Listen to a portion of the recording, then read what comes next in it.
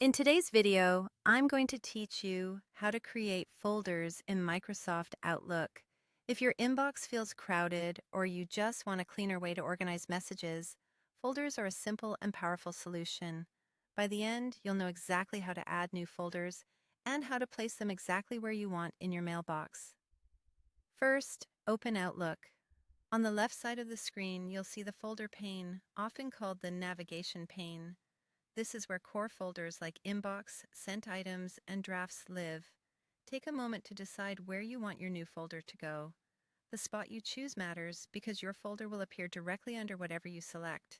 For example, if you want a folder that sits under your inbox, you'll create it there. If you want a top-level folder for your account, you can create it under the account name. When you're ready, right-click the place where you want the new folder. A small menu will pop up. From that menu, click New Folder. Depending on your version, it may say New Folder with an ellipsis, but it works the same way. As soon as you click it, Outlook will let you type the folder's name. Type a clear, concise name that tells you exactly what belongs inside. Short, descriptive names work best, like invoices, travel, or Q2 reports. Consistency helps too, so consider a naming pattern that matches how you work.